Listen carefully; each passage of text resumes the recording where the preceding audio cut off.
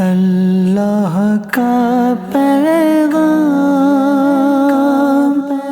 مومنوں کے نام، اللہ کا پیغام مومنوں کے نام۔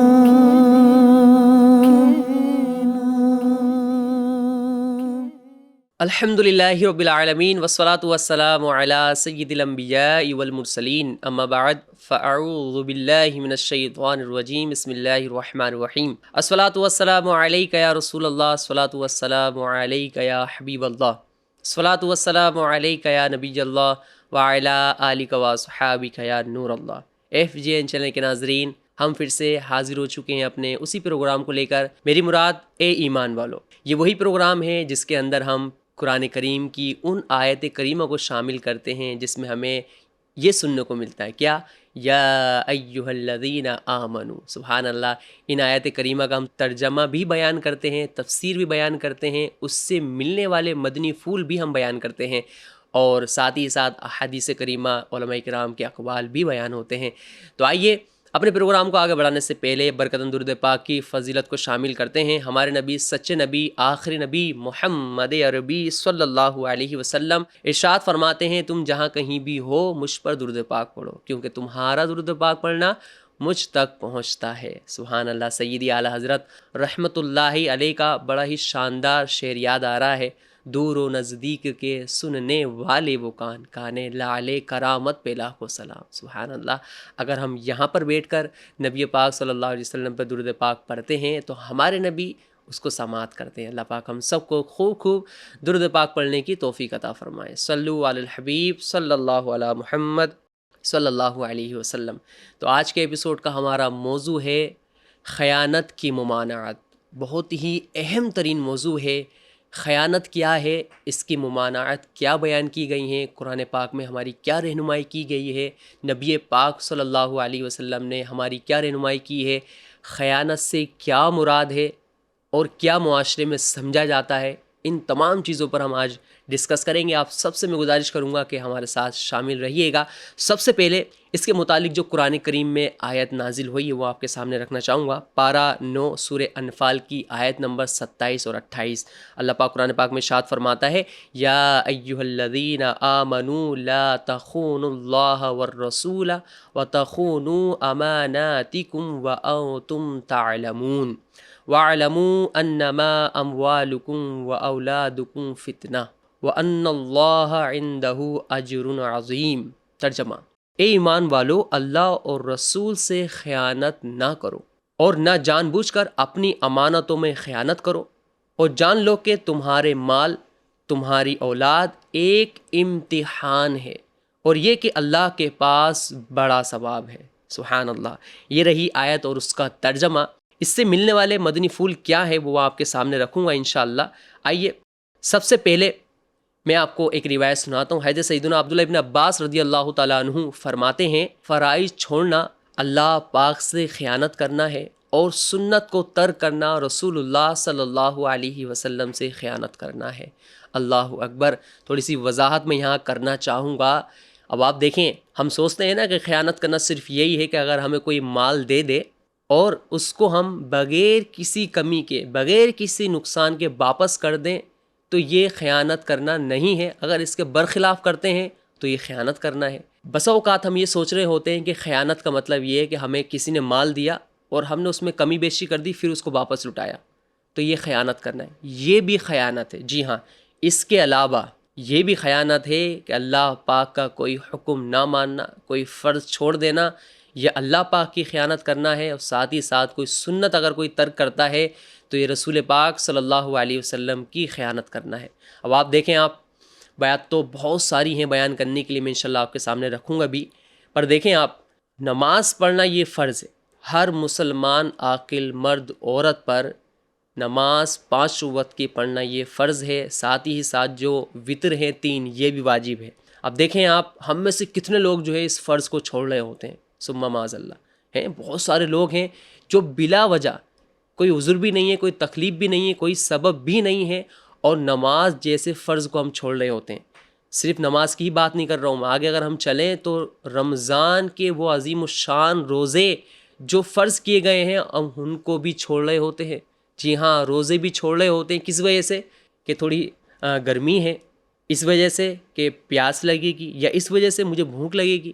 اللہ اکبر، پیاس کھانے پینے کے چکر پہ ہم نے عظیم الشان فرض کو چھوڑا ہے۔ اب آپ مجھے بتائیں کہ اگر کوئی فرض چھوڑے تو اس روایت کے مطابق وہ اللہ پاک کی خیانت کرنے والا ہوا۔ اور نبی پاک صلی اللہ علیہ وسلم کی سنت کو چھوڑنا یہ نبی پاک صلی اللہ علیہ وسلم کی خیانت کرنا ہے۔ جی ہاں، داڑھی رکھنا یہ ہمارے نبی صلی اللہ علیہ وسلم کی سنت ہے۔ اب دیکھیں آپ، ہمارے معاشرے میں کتنے مسلمان ہیں جو داڑھی کو چھوڑ رہے ہوتے ہیں، معاذ اللہ کٹوا رہے ہوتے ہیں، شریعت کے مطابق نہیں رکھ رہے ہوتے، تو یہ بھی نبی پاک صلی اللہ علیہ وسلم سے خیانت کرنا ہے۔ ہو سکتا ہے یہ بات آپ کے لیے نہیں ہو، پر یہی تو چیزیں آپ کو سکھانی ہوتی ہیں، سیکھنے سے ہمیں باتیں آتی ہیں۔ اب تک تو ہم نے یہی سوچا تھا کہ خیانت یہ ہوتا ہے۔ جی ہاں، داڑھی رکھنا یہ پیارے نبی صلی اللہ علیہ وسلم کی سنت ہے، واجب ہے، ضروری ہے رکھنا، پر ہم نہیں رکھ رہے ہوتے۔ تو دیکھ لیں آپ نبی پاک صلی اللہ علیہ وسلم کی خیانت کر رہے ہیں۔ اللہ پاک ہم سب کو سنت مصطفیٰ صلی اللہ علیہ وسلم اپنانے کی توفیق عطا فرمائے۔ حضرت سیدنا قتادہ رضی اللہ تعالیٰ عنہ فرماتے ہیں، اے لوگو، اللہ کا دین تمہارے پاس ایک امانت ہے، امانت۔ اب سوچئے آپ، امانت کی کتنی حفاظت کی جاتی ہے۔ ہمارے پاس دین ہے، ہمیں اسلام ملا ہے، سبحان اللہ، لہٰذا اس نے اپنے جو فرائض اور حدود اور احکام تمہیں بطور امانت دیے ان پر عمل کر کے انہیں اللہ پاک کی بارگاہ میں پیش کرو۔ جی ہاں، ہمیں ان پر عمل کرنا ہے، اللہ کی بارگاہ میں پیش کرنا ہے۔ فرائض و سنن چھوڑ کر اللہ اور اس کے رسول سے خیانت نہ کرو۔ یہ روایت ہمیں بتاتی ہے کہ ہمیں نبی پاک صلی اللہ علیہ وسلم کی باتوں پر عمل کرنا ہے، اللہ کریم کے بتائے ہوئے حکم پر عمل کرنا ہے، کیونکہ دین یہ ہمارے لیے امانت ہے اللہ پاک کی طرف سے۔ اللہ اکبر۔ آئیے مزید سنتے ہیں امانت داری کی اہمیت اور خیانت کی مذمت۔ جی ہاں، دونوں چیزیں میں آپ کے سامنے رکھنا چاہوں گا۔ امانت داری کی اہمیت کیا ہے، اور اگر کوئی خیانت کرتا ہے تو اس کی ممانعت کیا بیان کی گئی ہے۔ کسی بھی معاشرے کی خوبصورتی میں جن اقدار کا اہم کردار ہوتا ہے ان میں سے ایک امانت داری بھی ہے۔ جی ہاں، معاشرے میں یہ بہت پسند کیا جاتا ہے کہ اگر کسی کو کوئی چیز دی جائے تو جیسی دی تھی ویسی واپس آ جائے۔ میں بھی چاہتا ہوں، آپ بھی چاہتے ہیں کہ جو چیز ہم کسی کے پاس رکھیں ویسی ہمیں مل جائے، ہے نا؟ ہر معاشرے میں، ہر سوسائٹی میں اس کو پسند کیا جاتا ہے۔ اس لیے ہر دور اور ہر معاشرے میں، خواہ اس کا تعلق کسی مذہب یا تہذیب سے ہو، امانت داری کو پسند کیا گیا ہے، جس کی ایک مثال یہ ہے کہ گزشتہ قوموں کے پاس جب اللہ تعالیٰ کے رسول اللہ کے احکام پہنچانے جاتے تو ان کے سامنے اپنی شان امانت داری کو بطور خاص بیان کرتے۔ دین اسلام میں امانت داری کو خاص مقام دیا گیا ہے۔ نبی پاک صلی اللہ علیہ وسلم نے امانت داری کو ایمان کا حصہ بھی قرار دیا، ساتھ ہی ساتھ آپ نے اپنے خطبوں میں اکثر ارشاد فرماتے تھے۔ کیا ارشاد فرماتے تھے؟ سنیے، آپ صلی اللہ علیہ وسلم فرماتے تھے، لا ایمان لمن لا امانت لہو، ترجمہ، اس کا کوئی ایمان نہیں جو امانت دار نہیں۔ اللہ اکبر۔ نبی پاک صلی اللہ علیہ وسلم کا یہ فرمان ہمیں سکھاتا ہے کہ جو امانت دار نہیں اس کا کوئی دین نہیں۔ اب آپ دیکھ لیں، ہو سکتا ہے کہ آپ کے پاس بھی بہت ساری چیزیں اب تک رکھی گئی ہوں یا کوئی رکھنے کے لیے تیار ہو، تو ہمیں کیا کرنا ہے؟ اگر کوئی ہمارے پاس کوئی چیز رکھتا ہے تو ہمیں کما حقہ اس چیز کو واپس کرنا ہے۔ جب بات دین کی کریں تو دین کے اندر جو بھی چیزیں ہیں وہ سب چیزیں ہمارے لیے امانت ہے۔ نماز یہ ہمارے لیے امانت ہے، ہمیں اس کی حفاظت کرنی ہے۔ کیسے کرنی ہے؟ عمل کر کے۔ رمضان کے روزے یہ ہمارے لیے امانت ہیں اللہ پاک کی طرف سے، ہمیں اس کی حفاظت کیسے کرنی ہے؟ روزے رکھ کر، ٹھیک ہے؟ والدین یہ امانت ہے ہمارے لیے، تو ہمیں ان کی حفاظت کیسے کرنی ہے؟ ان کی خدمت کر کے۔ جب وہ بڑھاپے کو پہنچ جائیں تو ہمیں ان کی حفاظت کرنی چاہیے۔ اسی طرح والدین کے پاس بھی اولاد ان کے لیے امانت ہے۔ جی ہاں، جو اولاد ہیں آپ کی وہ آپ کے لیے امانت ہیں، ان کی آپ حفاظت کیسے کریں گے؟ کیونکہ وہ تو اللہ پاک کی طرف سے ملی ہے نا آپ کو۔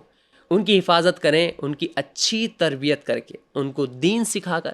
اس طرح کی بہت ساری چیزیں ہیں جو اللہ پاک نے ہمیں عطا فرمائی ہیں بطور امانت، اب ہمیں ان کو ادا کر کے ان کی حفاظت کرنی ہے۔ اللہ پاک ہم سب کو قرآن و حدیث کے مطابق ان امانتوں کی حفاظت کرنے کی توفیق عطا فرمائے۔ آئیے ایک مشہور آیت میں آپ کے سامنے رکھنا چاہوں گا۔ اللہ پاک قرآن پاک میں ارشاد فرماتا ہے، پارہ 5 سورہ النساء کی آیت نمبر 58، جس کا ترجمہ ہے، بے شک اللہ تمہیں حکم دیتا ہے کہ امانتیں جن کی ہیں ان کے سپرد کر دو۔ اب یہاں پر ایک مدنی پھول میں دینا چاہوں گا آپ۔ کبھی کبھی کیا ہوتا ہے کہ ہمیں کوئی چیز دی جاتی ہے نا امانت کے طور پہ، تو ہم کما حق وہ واپس نہیں کر رہے ہوتے۔ ایک بہت بڑی مثال ایک معاشرے کے اندر ہمارے یہاں چل رہی ہے، کیا؟ پیسے۔ مثال کے طور پہ کسی نے آپ کو پیسے دیے 1,00,000 روپے، قرض کے طور پہ دیے نا آپ کو، تو وہ 1,00,000 روپے آپ کے پاس امانت ہے۔ جی ہاں، امانت ہے، آپ کو کما حق اس کو ادا کرنا ہے۔ 1,00,000 دیے، آپ 1,00,000 ادا کریں۔ ہوتا کیا ہے، کوئی شخص ہمیں قرض کے طور پہ پیسے دے یا امانت کے لیے دے کہ اپنے پاس اس کو رکھ لیں آپ، ٹھیک ہے؟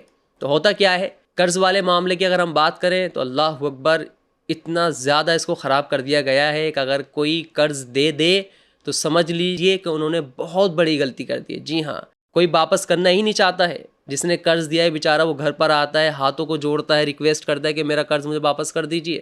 وہ اپنا ہی مال مانگ رہا ہے آپ کے گھر پر آ کے، اس کو معاذ اللہ ثم معاذ اللہ گالیاں سنائی جا رہی ہوتی ہیں، طرح طرح کے الفاظ بولے جا رہے ہوتے ہیں۔ ایسا دور آ چکا ہے۔ تو آپ بات کریں امانت کی تو پھر اس کا کیا حال ہے؟ یہاں تو بات چلے گی قرض کی، تو انسان قرض دے بھی دیتا ہے پھر بھی، پر امانت کی اگر کسی نے امانت رکھ دی ہے تو انسان اس کو کھا جاتے ہیں معاذ اللہ۔ جی ہاں، گھر رکھ دیا ہے، پیسے رکھ دیے یا کوئی چیز رکھ دی ہے تو لوگ کھا جاتے ہیں، اس کو بیچ دیتے ہیں، اور کیا بولتے ہیں، یار وہ تو کھو گئی ہے، یار وہ تو میں اس کی حفاظت کر رہا تھا، وہ تو چھوٹ گئی مجھ سے۔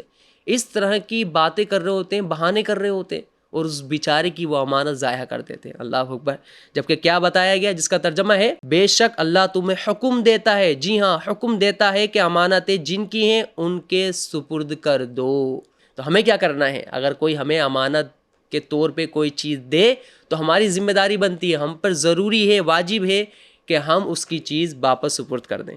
اللہ پاک ہم سب کو اس پر عمل کرنے کی توفیق عطا فرمائے۔ ایک اور آیت میں آپ کے سامنے رکھتا ہوں، اللہ پاک قرآن پاک میں ارشاد فرماتا ہے ان اللہ لا يحب الخائنین۔ ترجمہ، بے شک اللہ خیانت کرنے والوں کو پسند نہیں کرتا۔ اللہ اکبر۔ ڈر جانا چاہیے ان لوگوں کو کہ جو خیانت کرتے ہیں مال میں اور دیگر جتنی بھی چیزیں ہیں، اللہ پاک ان کو پسند نہیں فرماتا ہے۔ جی ہاں، اب دیکھ لیں آپ، ایسا نہ ہو کہ اللہ پاک ہمیں پسند نہ فرمائے، کس وجہ سے کہ ہم خیانت کر رہے ہوں۔ ایک چیز میں آپ کے سامنے یہاں رکھنا چاہوں گا، سنت مصطفیٰ صلی اللہ علیہ وسلم جو ہیں، جیسے داڑھی کی بات کریں تو رکھنی ہی ہے، اس کے علاوہ اور بھی بہت ساری سنتیں جیسے مسواک کرنا، امامہ باندھنا، اگر عمل کرتے ہیں تو آپ کو ثواب ملے گا۔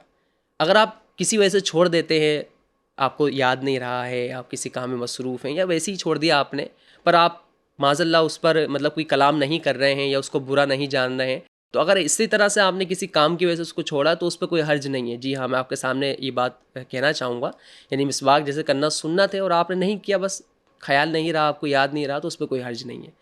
وہ سنت ہے جس پر عمل کرنا ضروری ہے اور آپ کر بھی سکتے ہیں، اس کے باوجود بھی آپ جو ہے سنتوں کو چھوڑیں گے، ٹھیک ہے، نبی پاک صلی اللہ علیہ وسلم کے بتائے ہوئے طریقہ کار کو چھوڑیں گے، تو پھر آپ نبی پاک صلی اللہ علیہ وسلم کے ساتھ خیانت کر رہے ہیں۔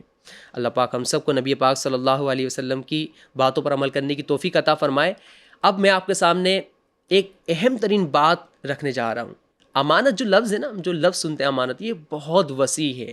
جی ہاں، اس کے اندر بہت ساری حکمتیں ہیں، بہت پیارے پیارے مدنی پھول ہیں، ان میں سے چند باتیں میں آپ کے سامنے رکھنا چاہوں گا، جن علماء نے ارشاد فرمایا ہے کہ یہ آیت مبارکہ ہر قسم کی امانتوں کو عام ہے۔ ان میں سے حضرت سیدنا برا بن عازب رضی اللہ تعالیٰ عنہ، عبداللہ بن مسعود اور ابی بن کعب رضی اللہ تعالیٰ عنہ بھی شامل ہیں۔ یہ سب فرماتے ہیں، کیا فرماتے ہیں، یہ ہمیں سننا ہے۔ جی ہاں، یہ اہم ترین بات آپ کے سامنے رکھنے جا رہا ہوں۔ یہ حضرات کیا فرماتے ہیں، سنیے۔ آپ فرماتے ہیں وضو، جنابت، نماز، زکوٰۃ، روزہ، ناپ تول اور ودیعت، ہر چیز میں امانت ہے۔ اب آپ سوچ رہے ہوں گے کہ وضو میں کیسی امانت ہے، روزے میں کیسی امانت ہے، زکوٰۃ میں کیسی امانت ہے۔ میں آپ کو بتاتا ہوں وضو میں کیسی امانت ہے۔ ہم وضو کرتے ہیں نا، وضو کے اندر 4 فرض ہیں، ٹھیک ہے، چہرہ دھونا، کوہنیوں سمیت دونوں ہاتھوں کو دھونا، چوتھائی سر کا مسح کرنا، ٹکنوں سمیت پاؤں کو دھونا۔ اب آپ مجھے بتائیں کہ اگر کوئی ان 4 فرض کو ادا نہ کرے تو اس نے کیا کیا؟ وضو کے ساتھ خیانت ہی کیا ہے نا، کیونکہ یہ اسلام کا حصہ ہے وضو۔ جی ہاں، اب بتایا جا رہا ہے کہ ہمیں وضو کرنا ضروری ہے نماز کے لیے، اور وضو میں 4 فرض جو ضروری ہیں اس کو اگر ہم ادا نہ کریں، اگر کما حق کو اگر ہم وضو نہ کریں، کوئی فرض چھوڑ دیں یا فرض ادا کر رہے ہیں مگر کما حقو اس کو آپ جو ہے ادا نہ کریں تو آپ نے کیا کیا ہے؟ خیانتی تو کی ہے۔ اسی طرح بتایا جا رہا ہے جنابت کے بہت سارے معاملات ہوتے ہیں جس سے ہم جنابت میں پڑ جاتے ہیں۔